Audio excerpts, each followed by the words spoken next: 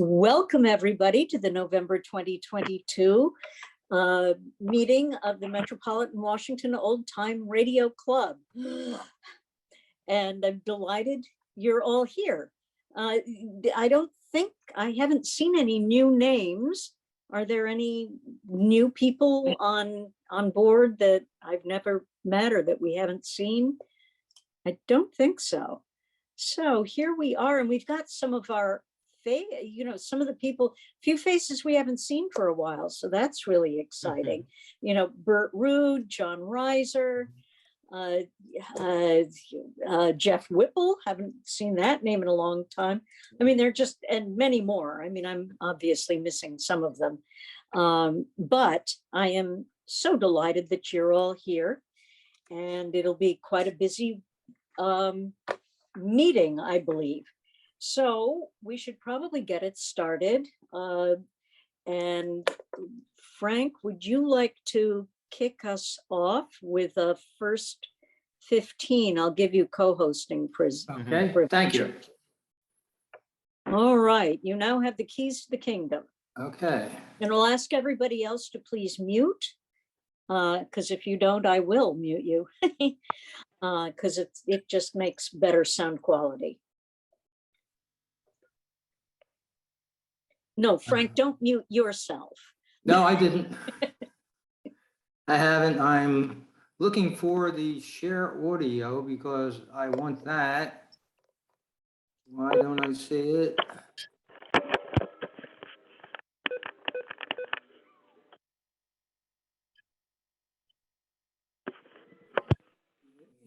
There we go. Covered up.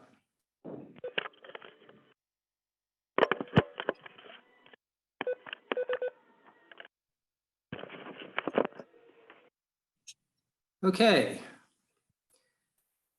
The program tonight is called Sealing Unlimited. And as today is Veterans Day, the first 15 in the quiz I prepared all have a noticeable theme, and that is with regard to veterans. And let me also extend my thank you for your service to those men, and I don't know if there are any women in our group who served, but thank you. Now, the importance of radio during the years of World War II cannot, in my opinion, be overestimated.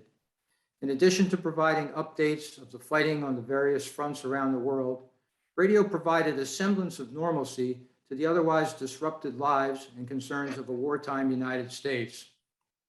Even before the United States entered World War II, there was a smattering of patriotic themes on the radio programs that were then on the air. Once the war began, not surprisingly, numerous new patriotic shows found their way to the airwaves. Sealing Unlimited is one such show. It celebrated the world of aviation, mixing history and stories from aviation workers and pilots of the day, and of course, the place of aviation in the war effort. Sealing Unlimited was a 15-minute weekly program broadcast on the CBS network, sponsored by the Lockheed and Vega Aircraft Corporations. The slide that's up there now is a Lockheed P-38 Lightning, and it's one of the many planes manufactured by Lockheed during the war. Excuse me, Frank? Yes. Are you sharing the screen? Because I'm not seeing it. I thought I had, goodness. No, that's why I didn't mute myself quite yet. Okay, let me go, all right, let me zip through this and come back.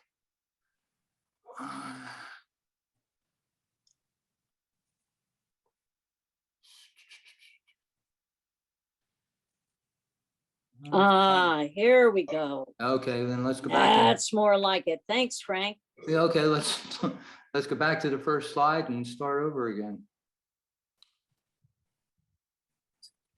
Okay. All right. Well, as I say, the show is Sealing Unlimited. This is that Lockheed P-38 Lightning.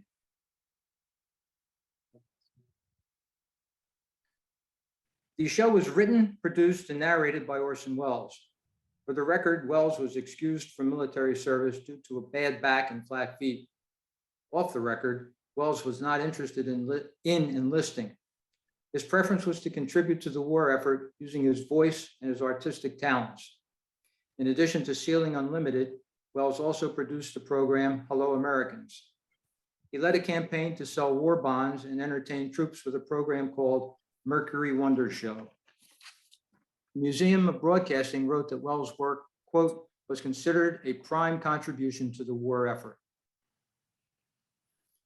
Collaborating with Wells as the musical director for the show was talented Bernard Herrmann. And at the time, Herrmann was married to Lucille Fletcher, who contributed scripts for the series. And of course, we all know Fletcher gained fame for her scripts of Sorry, Wrong Number, The Hitchhiker, and others. Wells enlisted well-known actors, many of them members of his Mercury Theater troupe, to perform on the series, such as Agnes Moorehead, Arthur Anderson, Ray Collins, Edgar Barrier, Bud Collyer, Joseph Cotton, Dan Seymour, Carl Swenson, Eustace Wyatt, and Frank Reddick. Wells' contract for the series ran 13 weeks.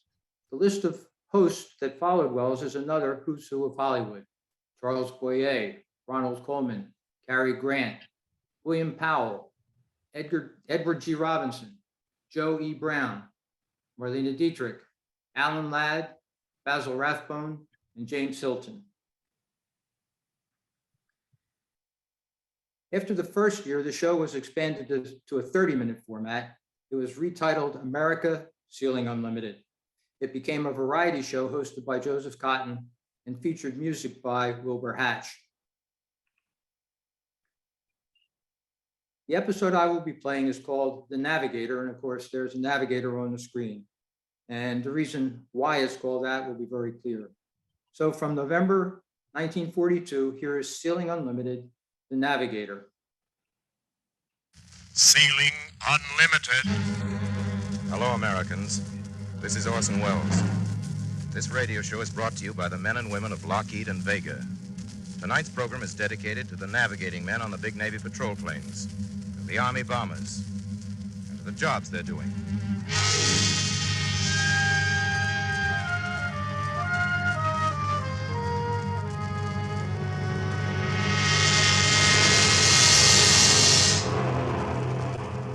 Our planes are named after the stars, Lockheed and Vega. Orion, Electra, Lodestar. The Vega, that was Matten's plane, and Post and Gatti's.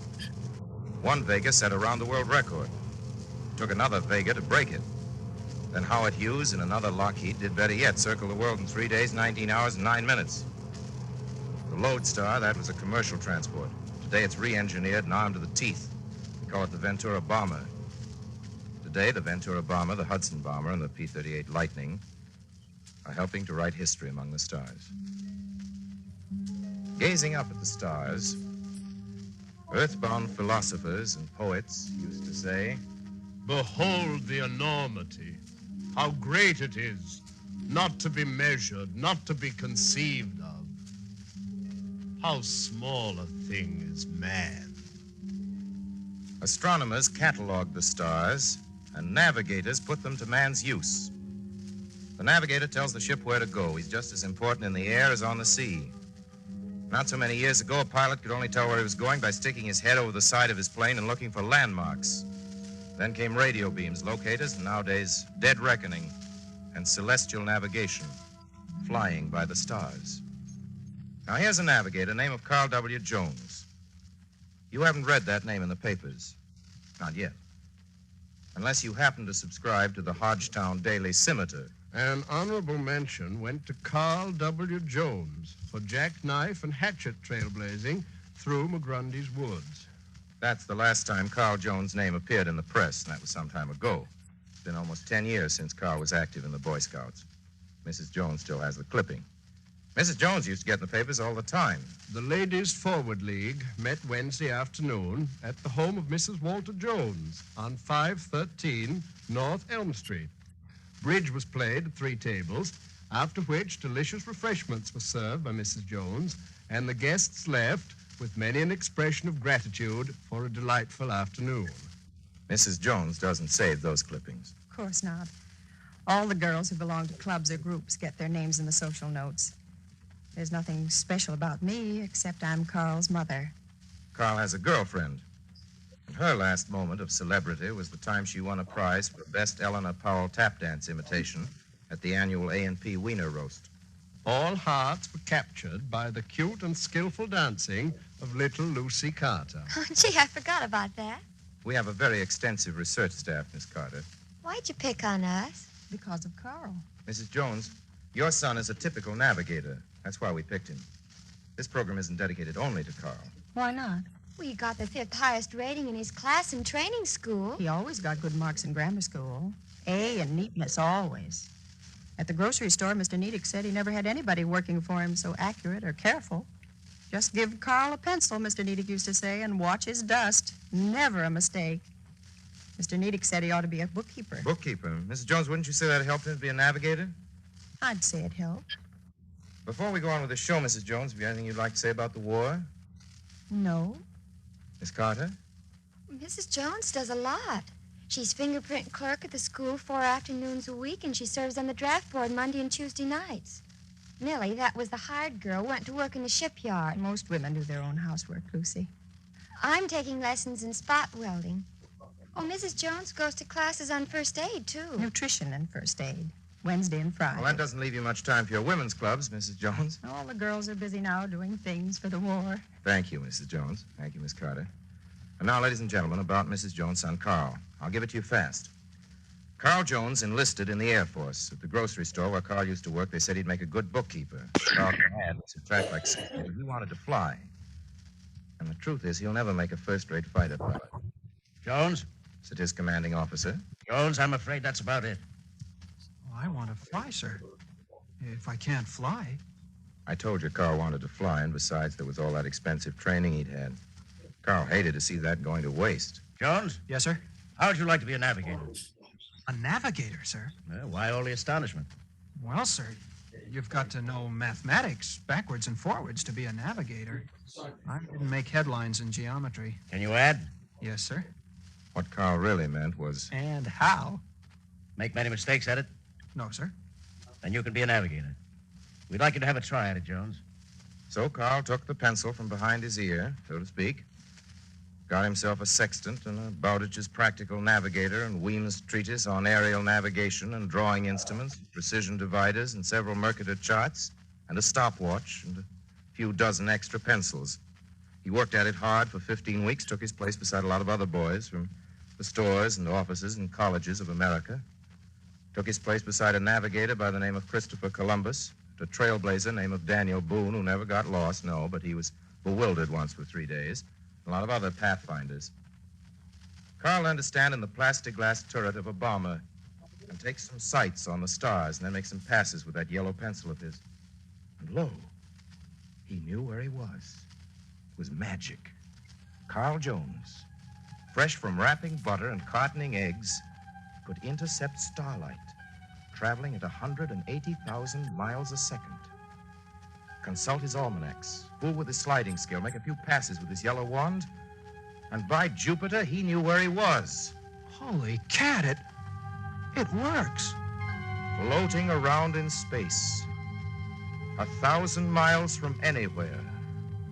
Carl could find out where he was by Jupiter and by Polaris and by Sirius and by Lyra and by about 40 other stars, as well as the sun. He could tell where he was and where he was going and when he'd get there. By the lodestar he could. And all at once, Carl came to an important realization.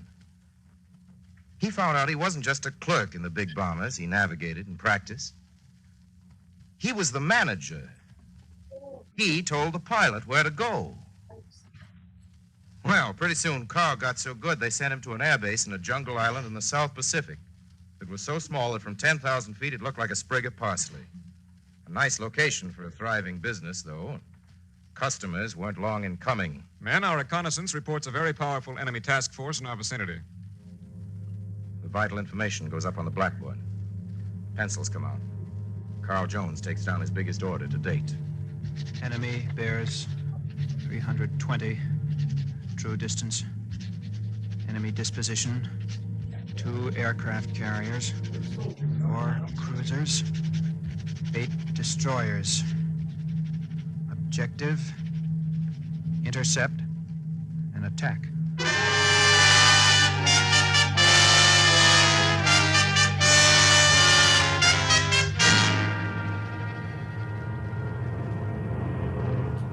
So this is it.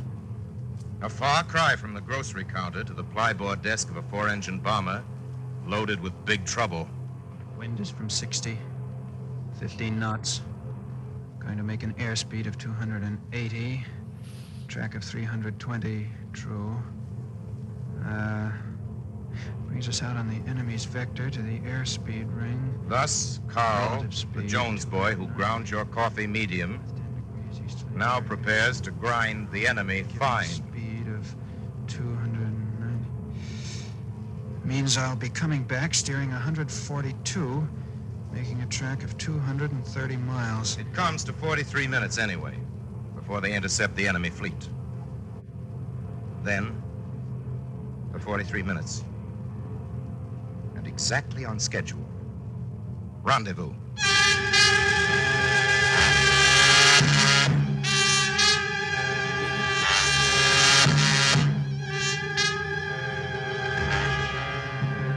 The enemy under the wings. The bombers dodging the ack-ack fire, watching for fighters make their runs.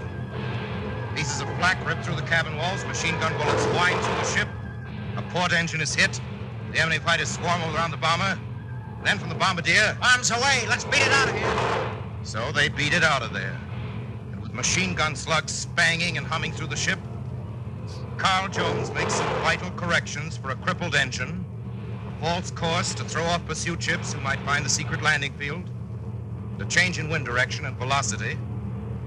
Very routine, very. Now, let's see. 145 degrees, making a track of 235 miles. Unperturbed, the yellow pencil moves across the board. The grocer's clerk makes his calculations. In other bombers, clerks and college boys and coal miners hand up slips of paper to the pilots with estimated times of arrival calculated correctly, almost to the second. Theme song for pilots, Show Me the Way to Go Home. Nightfall. The bomber has shaken its pursuers. Her course has changed. More calculations for the Navigator. Look at him. Less than 6 feet tall, with his head among the stars. Stands there with a sextant to his eyes and puts the universe to use. Puts the giants of heaven to work for him. Outside his plastic turret gleam stars, bigger through the middle than our entire solar system. They work for him. Carl Jones, whom you used to know, peers at them and steers by them, homing. For he wears the universe like a wristwatch, balances it like a pencil, orders and uses it like a navigator. Estimated time of arrival at base 23.27. There she is, boys. We're home.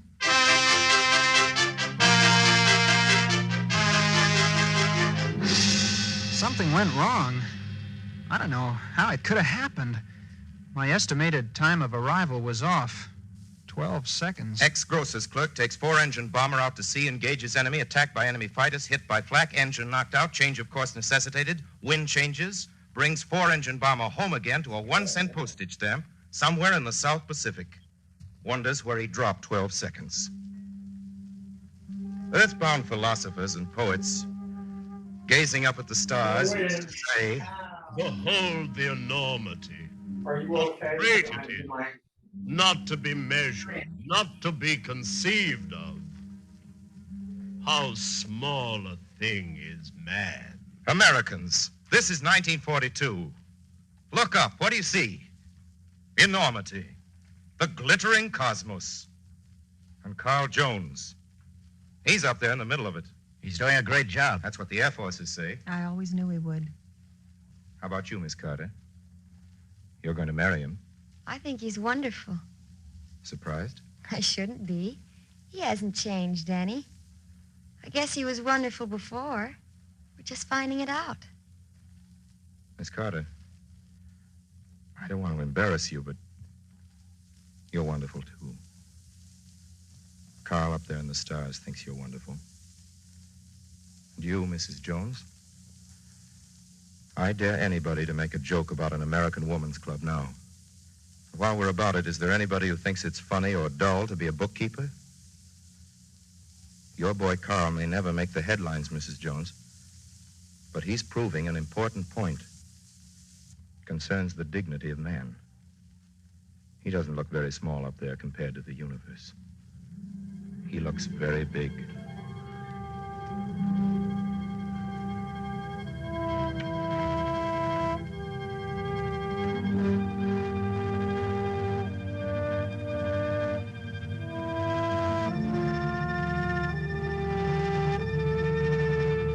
Well, that's all for tonight. Please listen next week. Till then, good night, Americans.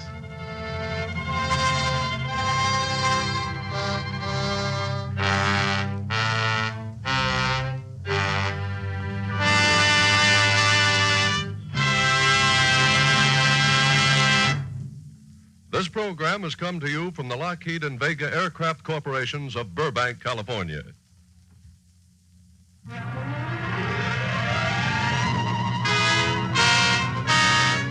This is the Columbia Broadcasting System.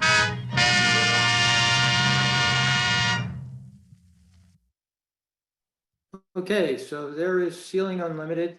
Unfortunately, there's only about a dozen or so programs that are available online. They're all interesting, patriotic, and I've enjoyed listening to them, and I hope you enjoyed the one I chose for tonight. And again, you know, slide is up there. I saw Edgar just came in, and for all of you veterans, thank you for your service. Excellent program. Thank you very much, Frank. Does anyone have any questions for Frank? No, but I got a comment. This is Phil. Hi, I have Phil. a comment too.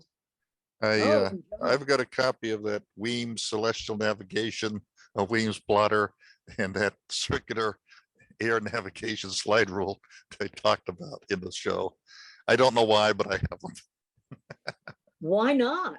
Wonderful. Frank, do you want to stop sharing your screen? I'm just, Thank you. Okay. And John Reiser, we haven't seen you in a while. You're in your new digs. Yes, I'm in my new digs. Everything is going fine. I had two comments. First of all, they mentioned Bowdish's navigation, and I have a copy of that book, and it's about 4 inches thick. It's a huge publication. It probably weighs 5 pounds, but it's if anyone was in the military and had to do any navigation work, they had a copy of Bowdish's navigation. But secondly, I was very impressed with the high audio quality of the program that you played.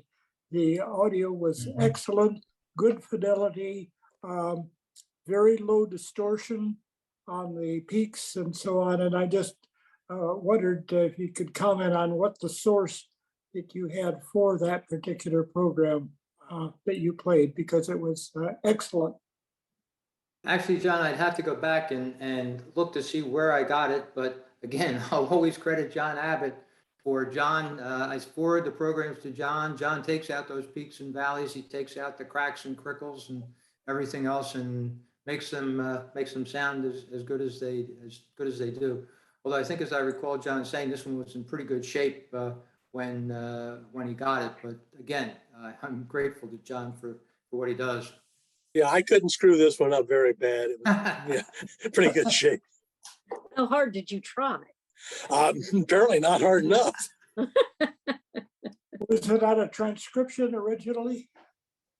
60 or on a disc, a 33 1/3 broadcast transcription?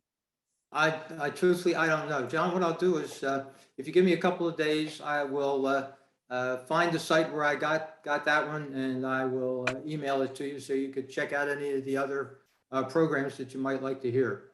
Thank you. Great. Well, thank you very much, Frank. That was really wonderful and absolutely on the nose for today, Veterans Day. It was a very special day in my family as well. So if there are no more questions, we move on to the quiz. For some people, the high point of the evening. Frank has put together a patriotic quiz, or one that's that continues on the theme of the day. And Sally, let me give you hosting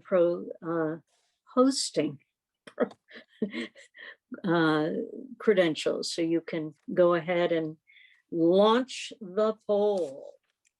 Wonderful. All right.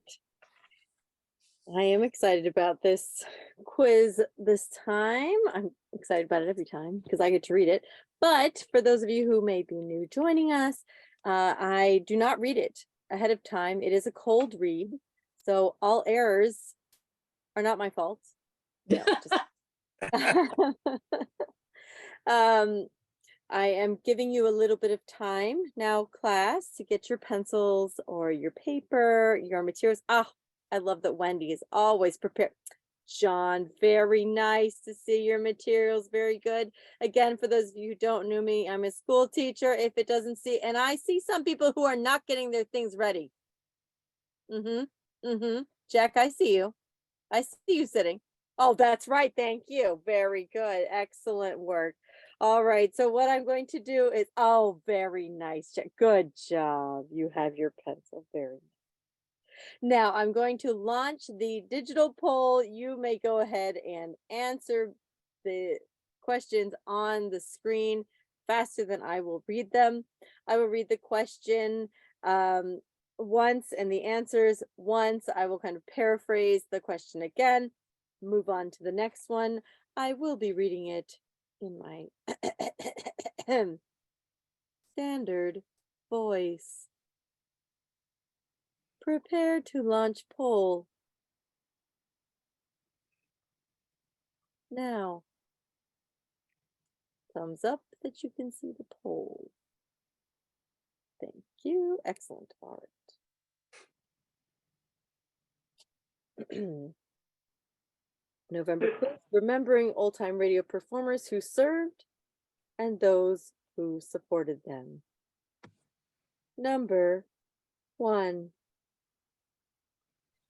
This Medal of Honor winner appeared on several old-time radio programs following World War II, but may be better known for his movies. A. Lee Marvin. B. Audie Murphy. C. Hans Conried. D. Robert Cummings. And I was assured the names would be easy. This Medal of Honor winner appeared on several old-time radio programs, but was better known for his movies. Who was he?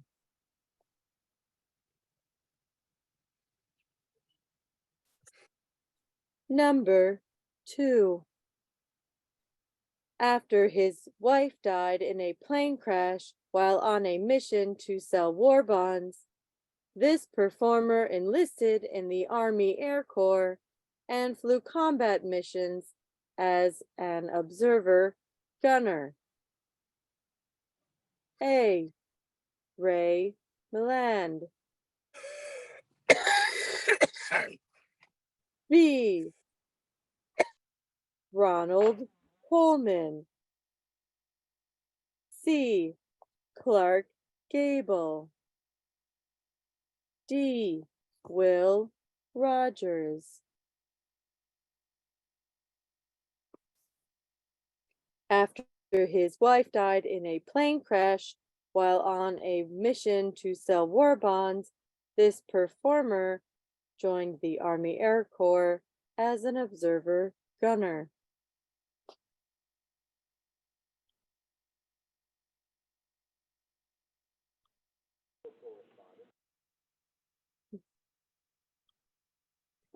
Number 3. This performer enlisted in the Army and served for almost 2 years, primarily entertaining the troops. A. Mickey Rooney. B. Bud Abbott. C. Norris Goff. D. Dennis Day.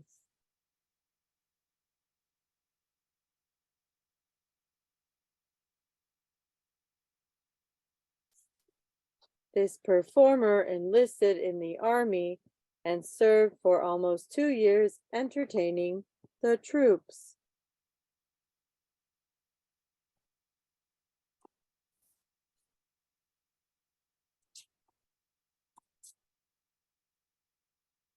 Number 4. This radio superstar wrote on a note of triumph to celebrate VE Day and 15 August to celebrate VJ Day. A. Norman Corwin. B. Norman McDonald. C. Stacy Keach. D. Orson Welles.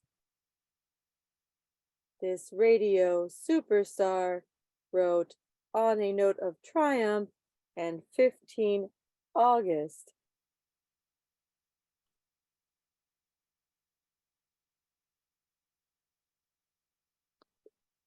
Number 5. This performer rejoined the service and took part in the invasion of Normandy and advanced to the rank of lieutenant colonel. A. Bob Bailey. B. Hanley Stafford. C. Howard Duff. D. David Niven.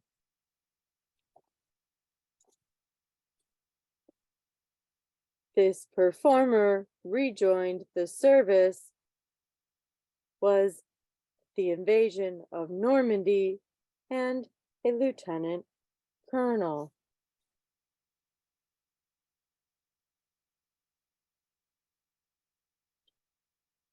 Number 6. In the movie and in her emotional performance on the Lux Radio Theater presentation of So Proudly We Hail, this diminutive actress portrays a nurse who sacrifices her life to save the lives of her fellow nurses. A. Olivia de Havilland. B. June Allison. C. Veronica Lake. D. Margaret O'Brien. This actress portrays a nurse in So Proudly We Hail, who sacrifices her life to save the lives of her fellow nurses.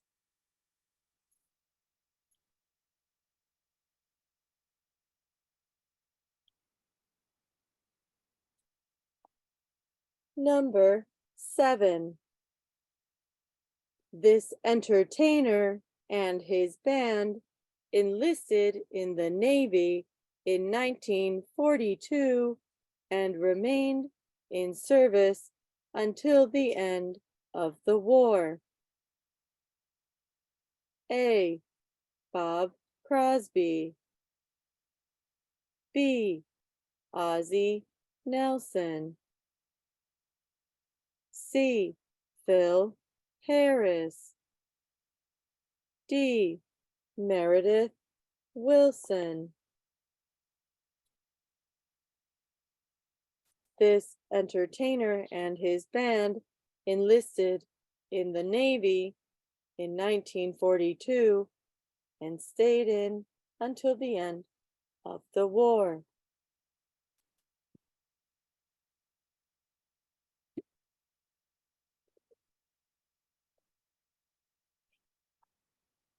Number 8. This radio program was only broadcast to the men and women in the armed services. The performers who appeared did so for free. A. Stars over Hollywood. B. Hollywood Canteen. C. Stars and Stripes. D. Command Performance.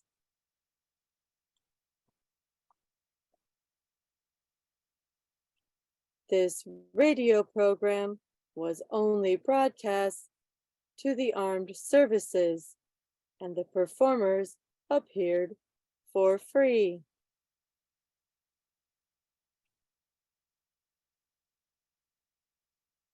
Number 9. This multi-talented radio star attained the rank of Master Sergeant and produced over 100 programs for the Armed Forces Radio Network. A. Elliot Lewis. B. Joel Murcott. C. Hyman Brown. D. Jaime Del Valle. Del Valle.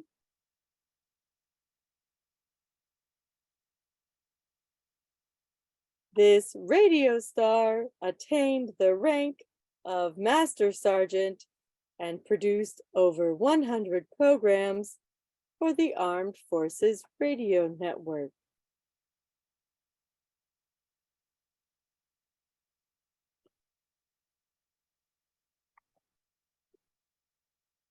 Number 10. There was no bickering that the singer who traveled overseas with Bob Hope was a sweetheart of the boys. A. Barbara Jo Allen, Vera Vague. B. Frances Langford. C. Jane Morgan. D. Irene Bryan. There was no bickering that this singer who traveled overseas with Bob Hope was a sweetheart of the boys.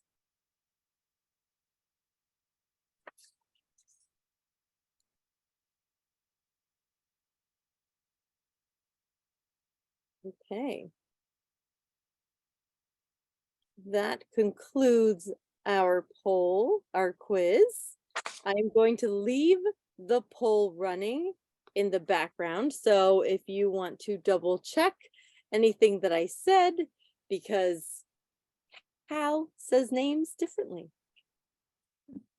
So sometimes you need to read them. But if you want to, so you can do that if you want and can. Otherwise, we will go over the answers. And I hope you all have your red pencils to check your papers.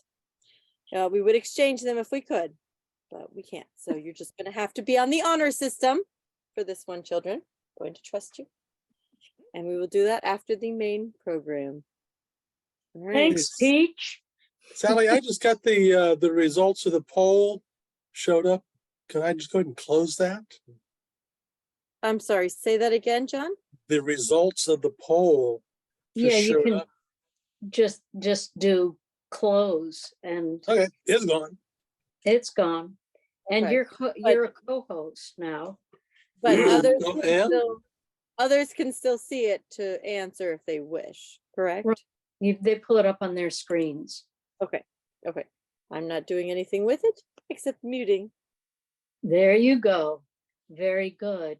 So thank you very Okay. much, Sally. That is wonderful. And now, Frank, did you want to introduce our next mystery speaker? Some of you may have heard of him from time to time, but Frank has a whole intro that he specifically told me he wanted to share with the group. I shudder to think. Take it away, Frank. Thank you, Wendy. Well, usually I can go online and find some information about a speaker. And while there is information about a number of John C. Abbotts, none of it's about our John C. Abbott. So I was forced to go to the source himself, and John gave me exactly what I expected from him. Very little.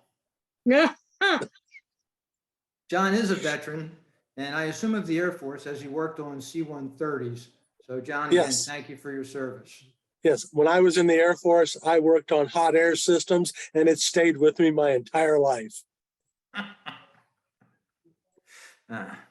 He has worked in the operations department of a bank, as a technical rep for a large computer company, and as a self-described Beltway bandit, better known to us as a government contractor. In addition to his writings about Johnny Dollar, with which we are familiar, he has published a book about the sites that were photographed by O. Winston Link, whose specialty was photographing Norfolk and Western steam trains at night. John is the club's webmaster and also runs several other websites. And as I've said before, John has been more than helpful to me by cleaning up the audios I used for the first 15s. In any communication I've ever had with John, I've always had a smile or a laugh. So to tell us about Johnny Dollar, here's the guy who tells me, quote, "I am living the life of a gainfully unemployed retiree." Take it away, John Abbott. Okay, do I have the ability to run away with the show here? You will find. You have been given the keys to the kingdom. Okay, hopefully. It's your screen is shared. Okay. Hopefully everybody got their shipment of no-dos in preparation for tonight's program. We're going to talk tonight about what the 1950 census tells us about my favorite radio character, Johnny Dollar. But first, a few words about what this census is. The U.S. Constitution empowered the Congress to carry out a census in such manner as they shall by law direct. And the founders of our country had a very unique idea in mind. They were going to count the number of people in the country, and that's every living person in the country, and use that to determine the representation in Congress, as opposed to what the Europeans do by letting the landed gentry, the royalty, and those with the most rifles, determine how things were done. So once a decade, we all get together, we fill out the forms. Those forms are sent to the Census Bureau, they're spindle folded and mutilated, and the records are then kept confidential for 72 years until they are released by the National Archives. And then every 10 years, a new set of records is released. They're eagerly anticipated by genealogists, historians, and researchers, and they create an opportunity to increase awareness of census statistics. So,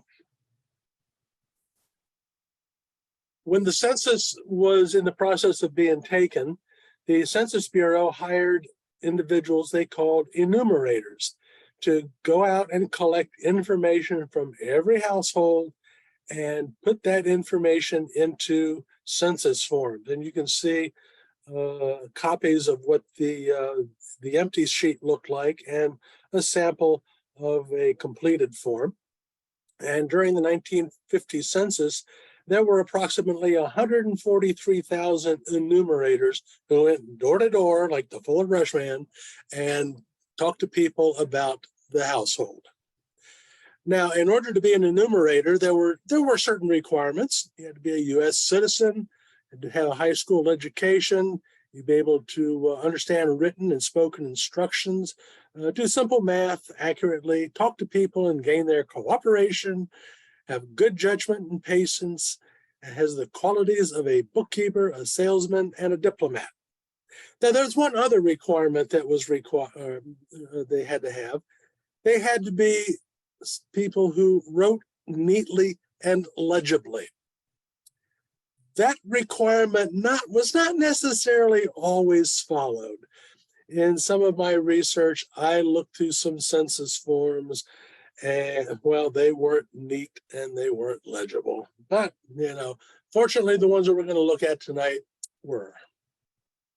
Now, on the census form itself, there was a lot of information that was pretty much asked by everybody.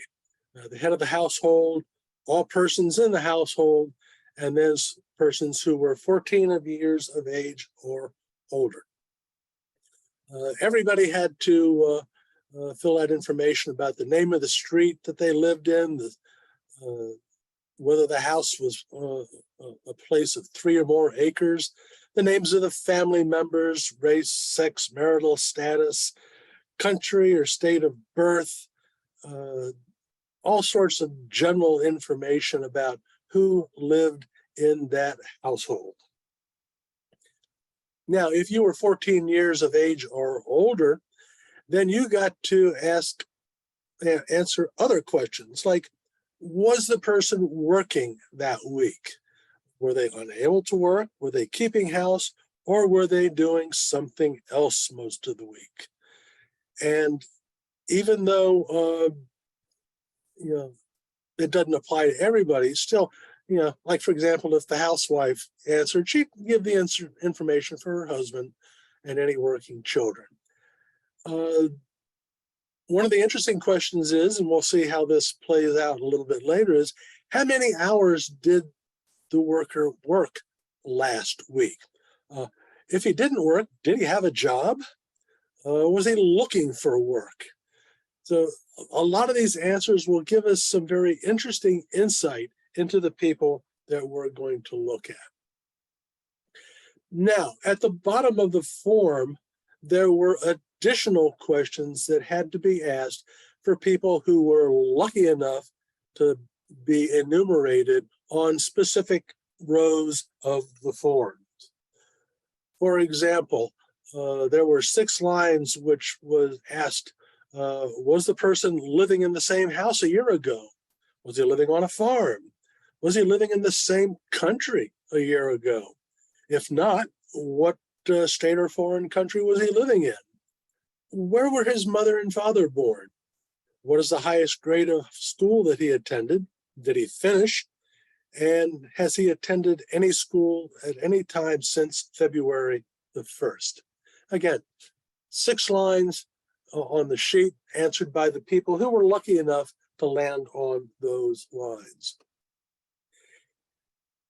If you were lucky enough to be 14 years of age or older,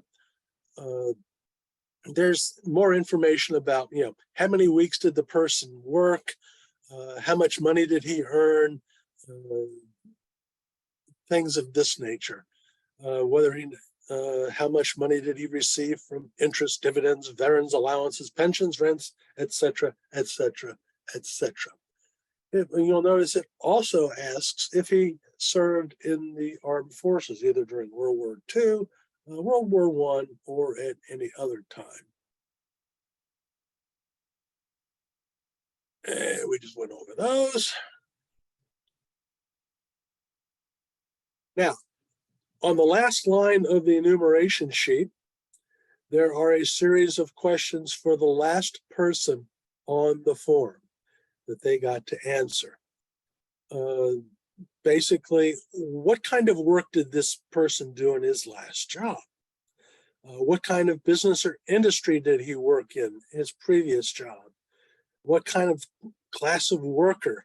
Was he a private employer, government? He owned his own business or worked without pay on a family farm? He wanted to know if he has ever been married more than once, and how many years since this person was last married, widowed, divorced, and if it's a woman, how many children she has had. So let's go back and let's take a look at some real live census forms for the 8 actors who either auditioned for or played my favorite character, Johnny Dollar. The first one that we're going to look at is Richard Dick Powell. Now, we learned a lot about Dick Powell last week. We'll see if we can maybe fill that out a little bit this week. He auditioned for Johnny Dollar in December of 1948. However, 2 years, or actually a year and a half later, on April 26th, he was enumerated by the census taker. At that time, he was living at 209 Copa de Oro Road in Los Angeles. His house was built in 1927. That information, when it was built, I had to go digging through the internet to find that. For the week that he was enumerated, he was on the Lux Radio Theater and Richard Diamond, Private Detective. Now, I went to Google Earth, looked at the street view, tried to get a picture of his house.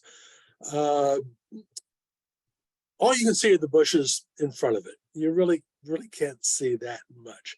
So I said, well, I'll just put the aerial view, and the aerial view is the same thing. It's the house is typically surrounded by trees. You really can't see much. So when Richard Powell's form was filled in, we can see there that Richard Powell was the head of the family. He was white, married, 44 years old.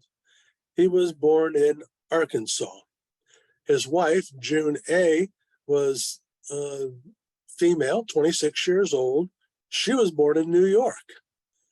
Pamela, their daughter, was 1 year old, never married, which was, par for the course, even in California. And she was born in Tennessee. I did some looking at that, and comes to find out, and it was verified last week, that his daughter was adopted. Also living in his household was a Marion D. Thompson, who was a servant. She was female, 48 years old, never married. She was from Scotland. Additionally, Frank Petro was the butler. He was 42 years old, and he came from Hawaii. Now, not much that we don't know. We know that Richard Powell worked 40 hours the previous week and acting, as did his wife. His servants both worked 48 hours a week. Now, Marion, she landed on one of those lucky rows where she got to answer some more questions. The most relevant was that her parents were from Scotland. She completed the 12th grade. She worked 52 weeks in 1949, and she earned $1,300 in 1949. That's the equivalent of about $14,800 today. Frank Petro, the butler, was born in Hawaii, worked 48 hours, and he was a servant. So, a little bit of financial information, not the juice that we'd really like to see. It's always interesting if we can see how much a person earned, and maybe we'll get lucky in that response. Our next character that we're going to look at is Charles W. Russell. Charles played Johnny Dollar from 1949 to 1950, total of 34 programs. He was enumerated on April the 28th, 1950, and at that time, he was living at 179 East 64th Street in New York City. I checked to see if he had anything on the air that week, and he had nothing recorded since January of 1950. So he had pretty much abandoned radio and was working on his next career. You can see the house that he lived in, pretty much a row house in downtown New York City. This is the enumeration form. He lived in the house of Rose Borgia, hopefully no relation to Lucretia, and her family. And Charles Russell was listed as a lodger. He was 32 years old, separated, and he was born in New York City. His occupation was other. He did not have a job, and he was looking for a job. 30 indicates that he worked 30 weeks the previous year as an actor. Now, again, Charles Russell was one of those lucky ones. He landed on the bottom of the form. So we can see that his previous residence was in Los Angeles, California. His father came from Canada, his mother from the US. He's graduated from the 12th grade. He worked 42 weeks the previous year and made $9,000 in salary, plus an additional $260. Now, I did some looking, and according to the information from the Census Bureau statistics for 1949, Russell's salary of $9,000 puts him in the top 5% of the wage earners for 1949. And this is people earning $7,000 to $9,999. Now, remember back earlier, the nurse for Dick Powell, she made $1,400 or $1,300. Well, she was in the second tier there, which 15% of the people in the country earn the same amount of money. So he had done pretty well. Wish I could earn that kind of money as a retiree, but he was working at changing his career from being a radio actor to a producer. Our next Johnny Dollar was Edmund O'Brien. He played Johnny Dollar for between 1950 and 1952 for 106 programs. He was enumerated on April the 5th, 1950, and he lived on Coldwater Canyon Drive in Los Angeles. And during the week he was enumerated, he was on the air as yours truly, Johnny Dollar. Obviously, the people who owned the house that he lived in did not get the message and missed the memo about planting trees, shrubs, and fences in front of their yard, because we got a pretty nice look at his house. It's not a big house, but then again, it's not a small house either. Obviously, Edmund O'Brien did not have those particular cars, but that's what it looks like today. When we look at his actual enumeration form, Edmund O'Brien was the head of the family. He was 34 years old, white male, married. He came from New York. His wife, Olga, was 23 years old. And she came from New York. Bridget, his daughter, was born in April of that year. So she was, she just made it. And she was born in California. Also living in the house was a nurse who was 50 years old, and she was from Russia. During the particular time period, Edmund O'Brien worked 48 hours that week as an actor for a motion picture studio. His nurse worked 48 hours as a practical nurse in the private home. Now, Olga, you can see from the top there, the lines over and above her name indicate that she had another line of information to fill out. You can see there at the bottom that her mother and father lived in Puerto Rico. She graduated from high school. She worked 10 weeks the previous year. She made $10,000. So she was a singer and she was a dancer and she was a movie actress. And she actually appeared in an episode of Yours Truly, Johnny Dollar with her husband. So we'll move on to John Lund.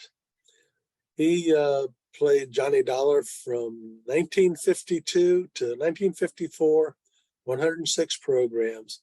He was enumerated in May the 2nd of 1950. He lived on Ellington Drive in Los Angeles in a house that was built in 1936.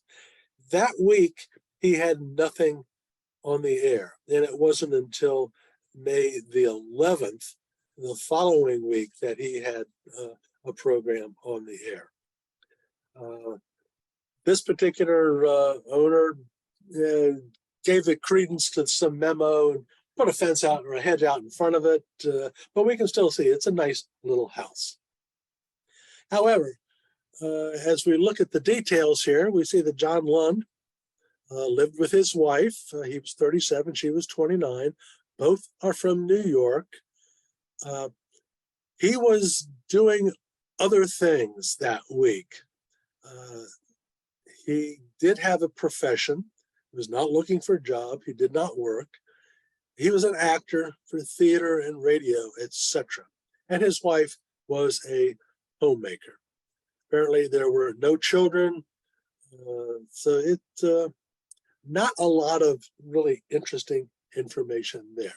Now, the house that John Lund lived in, rather small house. In going through my records, I found the script title sheet for the Singapore arson matter, which starred John Lund in November of 1952. It's 2 years later. He had moved to 2777 Coldwater Canyon Drive, and there's a phone number there. If you wish, you could probably call it, may not answer. It's obviously not going to be John Lund.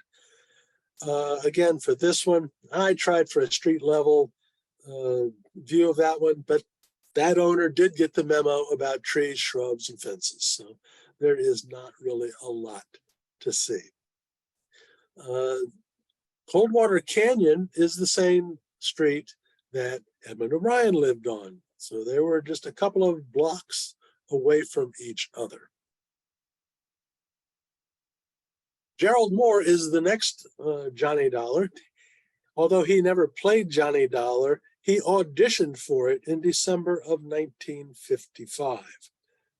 He was enumerated in April of 1950. He was living in Van Nuys, California, and a nice little house there. On the air that week were The Adventures of Maisie and The Adventures of Philip Marlowe. Yeah, excuse me. I had a thought this afternoon when I was going over there. It would have been interesting. What would have happened if he had gotten both Philip Marlowe and Johnny Dollar at the same time? Probably wouldn't have worked out, but needless to say. When we look at his census forms, we can see that Gerald Moore lived with his wife, Rita, his son, Anthony, and his mother, Henrietta. He was 35, his wife is 34, his son was 2 years old. Everybody came from New York except for his son, who was born in California.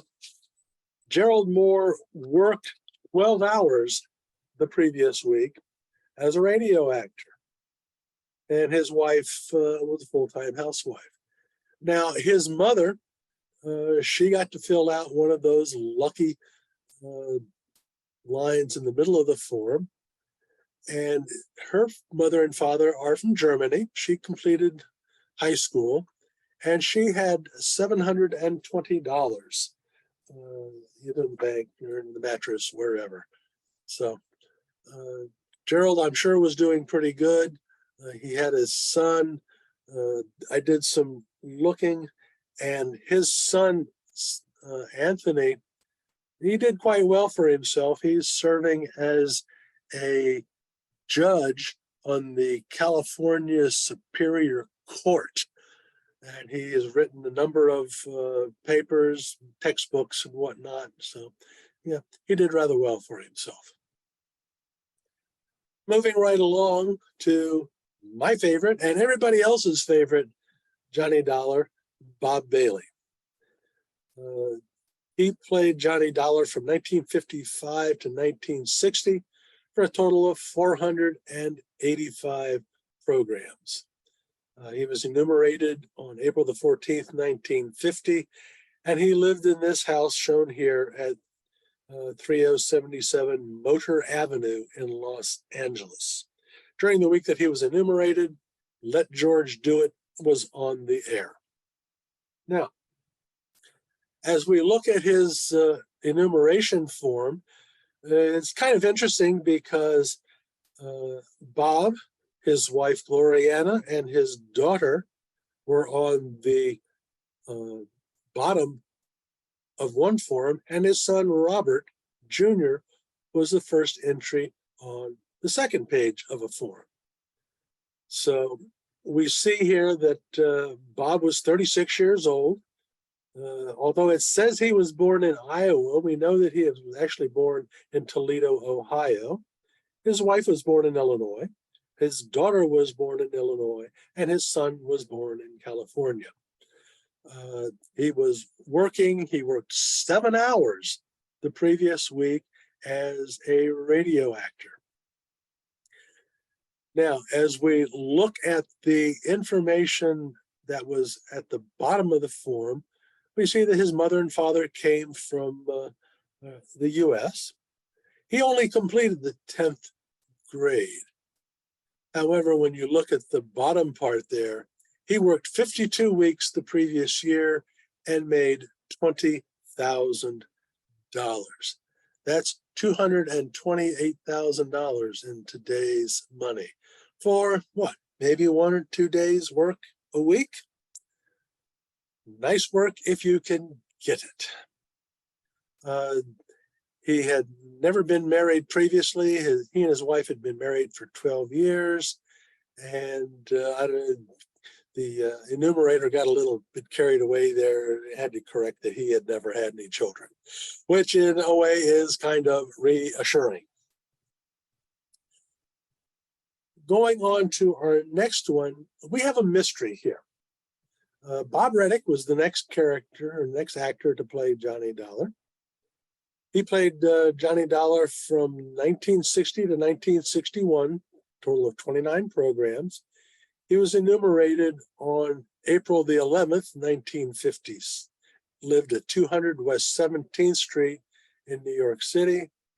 And nothing that I could find was on the air for Bob Reddick between November of 1948 and April of 1951. Keep that in mind. When we look at his actual enumeration form, we see Robert Reddick, head of the family, 24 years old, born in Massachusetts. His wife, also 24 years old, from Massachusetts. He was an actor. She was a dancing teacher. They both worked 24 hours the previous week. So the question that I had was, if Bob worked 24 hours, what did he work at? Now, it's entirely possible that he worked on a program which was not in Radio Gold Index, which is where a lot of us go to find information. There are also, he was a cast member of a program called Young Dr. Malone. There are several episodes of that program available, but they're not dated. So he possibly could have been acting on one of those. It's hard to say. His wife, she got the lucky lines at the bottom of the page. She worked 45 hours previous, or 45 weeks the previous year, and made $8,600. That's $98,000 in today's money. And she taught ballroom dancing. They had been married for 2 years and no children. So, on to our final individual here, Mandel Kramer. He starred as Johnny Dollar from 1961 to 62, 196 programs. He was enumerated in May the 2nd, 1950 in Harrison, New York. And he was on the air that week in Counter Spy. Now, when I looked at the enumeration form, and by the way, that's the house that we think he lived in, pretty sure he lived in, really not quite sure he lived in because there's a mystery here. When we look at the enumeration form, he lived on 66, house number 66. He lived there with his wife and his daughter Susan, who was on the second page. He was 34, she was 33. He was 7 years old.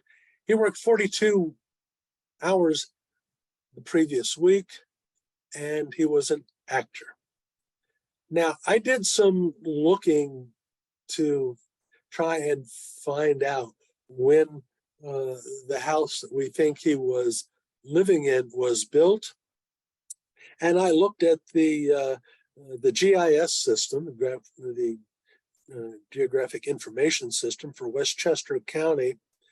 And according to them, there is no 66 Crawford Road. There's a 62. So did the enumerator make a mistake? Entirely possible. Did he live in Harrison, New York? Well, I did some more looking, and just to confirm that he did, I found a Radio TV Mirror article from January through June of 1953. Given the address, well, actually, the article, for the benefit of those who are on their phones, after work, Mandel Kramer commutes to Harrison, where he shares a lovely home with his family, wife, and 2 little girls. Once in his own backyard, no one would ever suspect Mandel of being an actor. He's a modest, likable guy who wonders why anybody would ever want to write a story in a magazine about him. So, between 1953 and 1950, when he was enumerated in the census, he gained a daughter. So, those are the little tidbits that I was able to pick up about Johnny Dollar. Now, if you want to go out and look for records, whether it's for your own family, maybe your own personal set of radio actors, there are several places that you can go. Archive.org has got, not archive, but ancestry.com has access. All the genealogical sites have access. Some of them you have to have a membership for, some of them are free memberships. If you go to the National Archives, they've got the information there. It's free of charge. You can search for the information.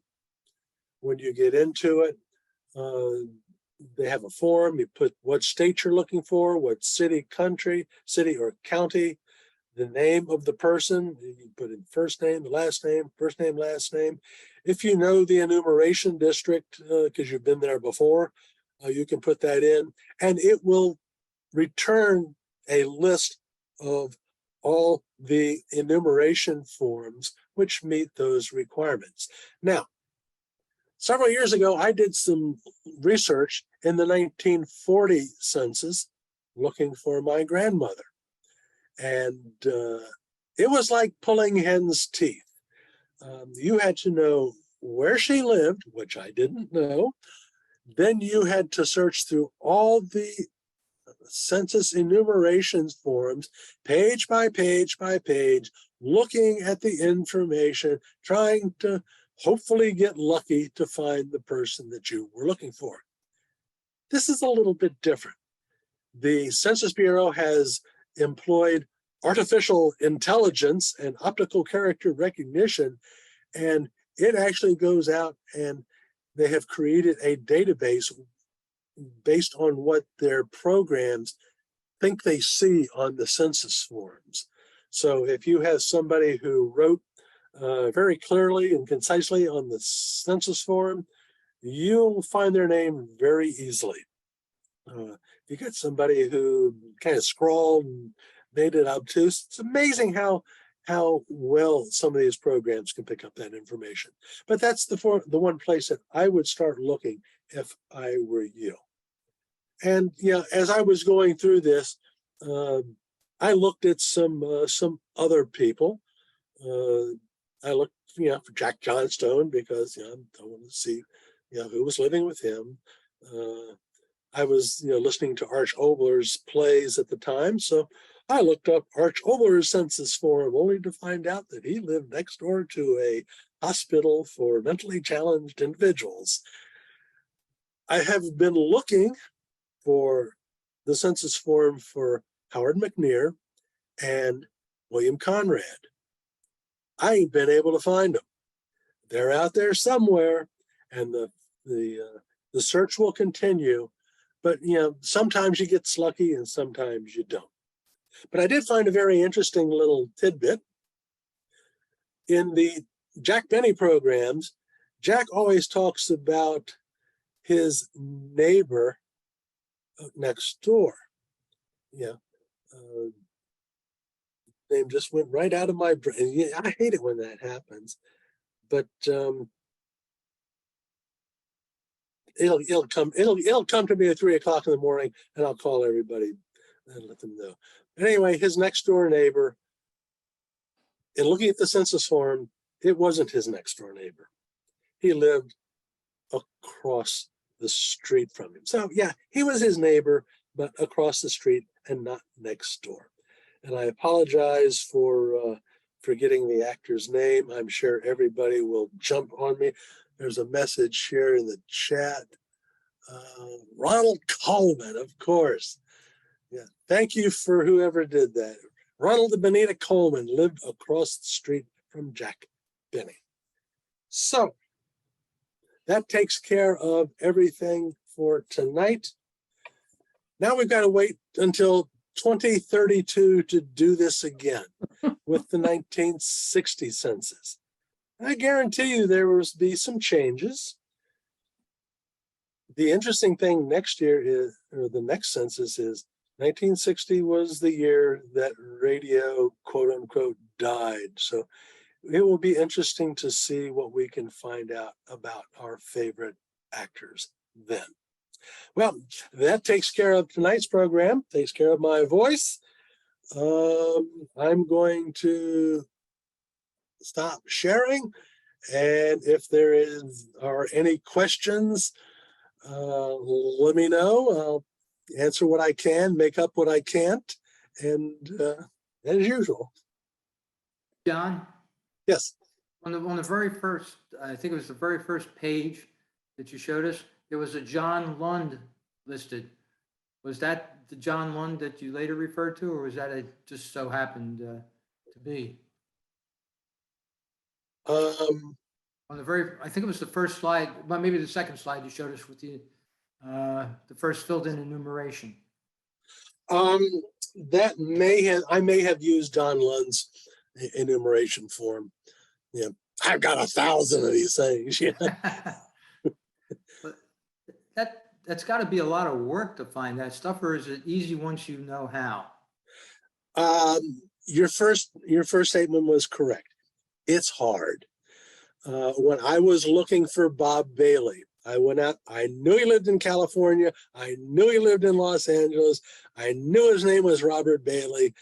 And I went out it started the search. It came back with like 25 sets of enumeration forms from 25 different enumeration districts. I went through every one of them, and I found him on the next to the last page of the last enumeration set. When I went looking for William Powell, he was on the first page of the first set I looked at. So that was easy. Some of them are easy, some of them are not. You know, it's all depends on what the artificial intelligence gnomes want you to find. But you will, if you're looking for some common names like Smith, Jones, Brown, Russell, there's a million of them. But it beats going out and doing something on a rainy afternoon. Yeah. Hey, John. There are names that you may not get those guys. If you, depending on what populations you looked at, I found some where I was looking for family, and the forms will say not at home, not at home, not at home, and they even though they're supposed to go back again, and sometimes there will be another form at the very end of that enumeration district that'll tell you that they found them, but there's still a bunch of them they were never found, that were not at home and were not counted. Exactly. Yeah. Some of these guys were pretty good at keeping busy, and they were never home. So you pays your nickel and you takes your chance. And then there were the people who were probably hiding out in the house going, "Oh my God, it's the census taker. Don't answer the door." Yeah, or the Fuller Brush Man, for those who remember the Fuller Turn Brush off Man. the lights. And this was, I went into this, and one of the first things I did when the census forms were released, I looked up my family because I made the census form, and my younger brother made the census form by 2 weeks. So yeah, it's interesting. I can say that I'm a part of history, whether you wanted me there or not. Well, thank you for that considerable research and for pulling it all together. I found it very interesting. Well, we'll do this again in 10 years, so keep that slot open. Boy. Oh boy. I got a question. Does anyone have any other questions or observations, curiosities? I got a question. Yes, the one family that had the actor rumor. 2 questions. Have you researched who that person was? And also, was that a 2-family house, or was that just he was like taking in a friend for a while? I believe I looked into it. She owned a dress shop or something in Manhattan. It was probably one of these deals where it was like a four-story townhouse, and everybody lived. Members of the family lived on the first 3 floors, and Charlie Russell probably lived in the basement behind the wine cellar and paid his rent. Thank you. It's also possible that the enumerator is not as accurate as they can be. I did my families in Lena, Wisconsin, which is a tiny little town of 400, and got to my family. And my father was born in Michigan. My mother was born in Canada. I was born in Michigan, and my 2 other brothers were born in Wisconsin. I think they just interviewed the neighbor next door, because that's all listed as born in Wisconsin. They had my mother's name spelled wrong, and they had one of my brothers listed as a daughter. Well, one of the things that I forgot to mention that the enumerators were paid for every enumeration district that they completed. And completion can be in the eye of the beholder. Yes, I talked to every house, even though I maybe talked to a neighbor 4 houses down to get the information. But no system is perfect, and we still have some information. And Jack, it's good to know that you were there.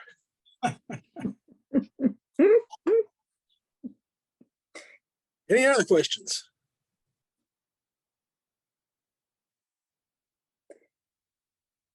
I see Good. a lot of contented, smiling faces, John.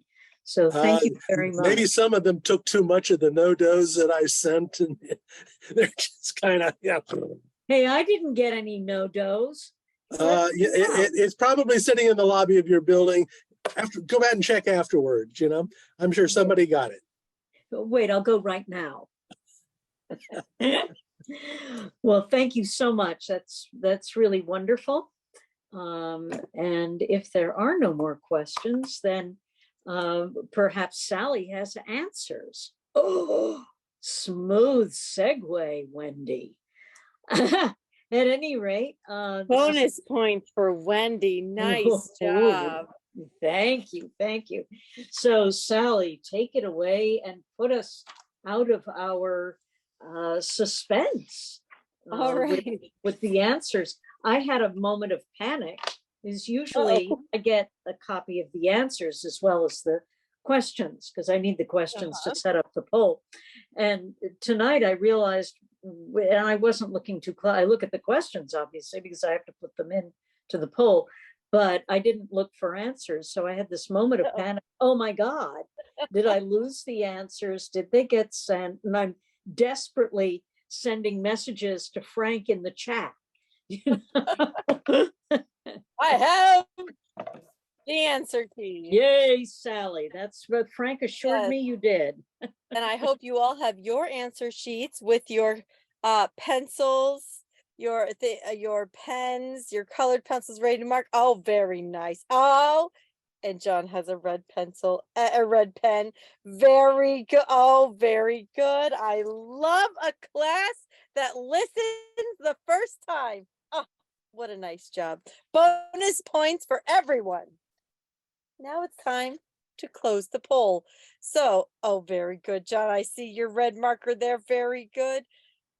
I'm going to close the poll. So if you didn't get to answer, too bad, so sad. Sharing results. All right. Can you see the results of the quiz? Thank you. Thumbs up. Very good. Okay. Now, just because there's a majority does not mean it's correct. If everyone says, let's go jump off a bridge, would you do it? Well, John Abbott can't help you there. Okay. Number one.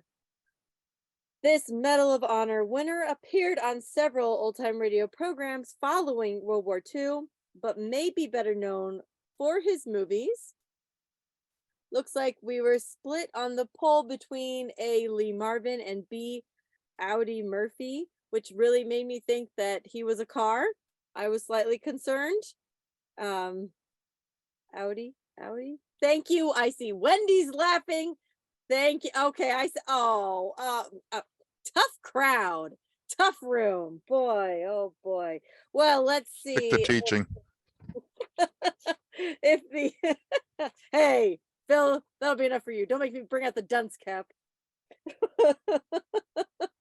All right, the correct answer is, good job, majority. It's Audie Murphy. B is correct. Yeah. In fact, even Number two. Everybody did jump off the bridge. What do you do? Yeah, After his wife died in a plane crash while on a mission to sell war bonds, this performer enlisted in the Army Air Corps and flew combat missions as an observer gunner. So, we were kind of spread all over the place in the poll here. People were all over, but the majority went for Clark Gable, which was C. Let's see if they win this time. Well done, everyone. C, Clark Gable is the correct answer. Very good. Clark Gable. Okay, back to number three. Number three. This performer enlisted in the Army and served for almost 2 years, primarily entertaining the troops. We were split between, a few said Mickey Rooney, most said Dennis Day. The correct answer is Good job to the 5 of you who selected A. The correct answer is A, Mickey Rooney. Mickey Rooney. Very good. Dennis Day joined the Navy. Oh, you had to know some very specific details. Ooh, Yes. damn. Army, Navy. In our household, it's Air Force or nothing. So, you know, is what it is. All right. Number 4. This radio superstar wrote On a Note of Triumph to celebrate VE Day and 15 August to celebrate VJ Day. Who was it? The majority went for Norman Corwin, A, but several people went for D, Orson Welles. The correct answer is, drumroll please, A, Norman Corwin. Norman Corwin. I feel like I listened to On a Note of Triumph recently. It was probably like 10 years ago. It feels like yesterday. I don't know what's happening. Number 5. This performer rejoined the service, took part in the invasion of Normandy, and advanced to the rank of lieutenant colonel. The majority went for David Niven, but some said Hanley Stafford or Howard Duff. The correct answer is, good job, majority, D, David Niven. D.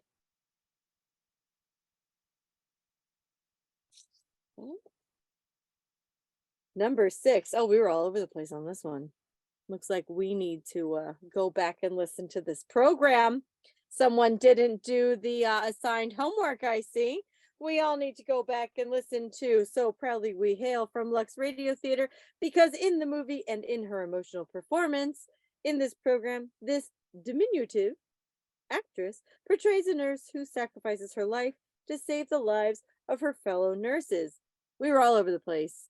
They're just all over the place. Can't even come up with the majority, but 2 of you know who you are, and you got the correct answer of C, Veronica Lake. Good job. Bonus points, throwing them around. Excellent. Excellent work. Oh, I did mention this wasn't graded, right? So these points mean nothing. Oh, okay. Sorry. It's just for participation grade only. Number 7. This entertainer and his band enlisted in the Navy in 1942 and remained in the service until the end of the war. We were pretty well spread across this one as well. I have a feeling our big clue was probably Navy, right, Frank? Is that supposed to be our big clue? So let's see who did their homework or who made a lucky guess. Oh, again, 2 of you did a great job studying, because the answer is C, Phil Harris and his band. C for number 7. Well done. Hey, Frank, didn't Phil Harris join the Merchant Marine? It's not the Navy? I thought it was, no, let me see,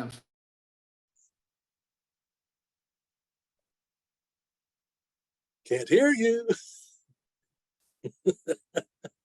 I'm sorry, okay. I actually thought he had joined the Coast, they had joined the Coast Guard, but, you know, when I looked it up again today, it was Navy, so. I'm going to be forced to go back to listen to 10 years worth of Phil Harris now. Well, no, I remember him. 10. I remember him mentioning it on the Jack Benny program, that he, you know, it was kind of his announcement on Jack Benny that he had joined. Now, I don't know what episode it was, so I didn't find it. So I went back and, you know, just looked at some of my sources, and I also exchanged email with someone who does a lot of the research and stuff, and they said Navy too. So, you know, I have to let it go with that. I know what I'm going to do this weekend. And I know you'll let me know, John. Well, we're sticking with Navy. Can you imagine though, him going through all of those, hallways with the short doors? How many times did he probably hit his head? A lot. All right, moving right along to number 8. This radio program was only broadcast to the men and women in the armed services, and the performers appeared for free on the program. Which program was it? Was it Hollywood Canteen? 4 of us thought so. Or was it Command Performance, which the majority went for? Good job, majority. We can all jump. It is D, Command Performance. D. Number 9. This multi-talented radio star attained the rank of Master Sergeant and produced over 100 programs for the Armed Forces Radio Network. Now, there were a few that said B, Joel Murcott, and C, Hyman Brown. Majority went for A, Elliot Lewis, and the correct answer is A. Elliot Lewis is correct.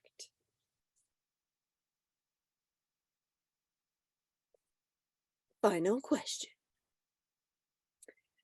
I feel like there was a clue in this wording. If you had been studying well, you might also have found a clue. There was no bickering that this singer who traveled overseas with Bob Hope was a sweetheart of the boys. I feel like that should lead us towards our answer. Might have fooled a few of us. However, the majority was not fooled, and the correct answer was B, Francis Langford. Well done, everyone. I even got some right. I feel good. Very good quiz, Frank. Very well done. Bonus points for everyone. And I'm stopping sharing the poll. I'm going to mention that if you haven't heard Veronica Lake in So Proudly We Hail, if you have Sirius XM, it's going to be on this week. Before she commits this act of heroism, there's an explanation as to why she's willing to do it earlier in the show. And it's tremendously emotional. And I can't imagine sitting in the audience that night listening to her explaining the circumstances that ultimately led her to this act. So if you have a chance to listen to it, to me, it's tremendous. Thank you very much, Frank. Thank you for the quiz. And I am impressed at how on top of these answers the majority of our quiz takers were. And I'm sure there were many more at home who weren't, who were not actually taking the poll online, but who wrote answers out. And so it's great stuff. I always learn something when we have these quizzes. So thank you very, very much for that. I'd like to congratulate Frank on that clue for Veronica Lake, the word diminutive. She was 5'1" and did most of her scenes with even a shorter guy, Alan Ladd, and she's standing on the apple box. Yeah. You got it, Jack. 1 is gigantic in my world. I was measured at one of my many health appointments, and my younger son was with me, and they put the measure on, and the person was reading it off to someone who was writing it down, and she said 5'2". And so I got off the scale and went to my son, and he, as I was sitting down next to him, he said, "In what universe?"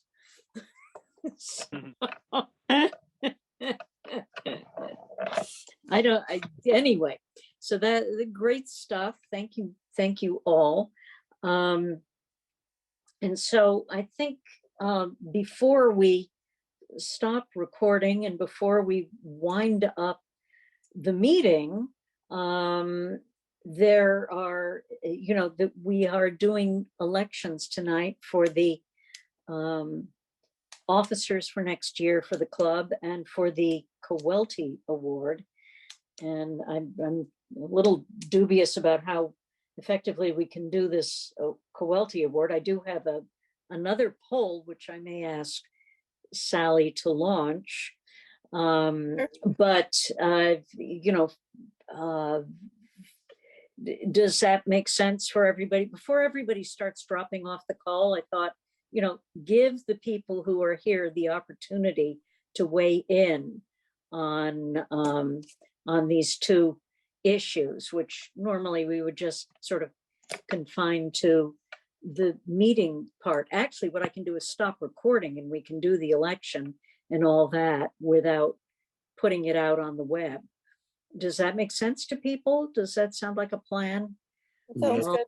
Yes. All right, then I am going to stop recording and we can proceed.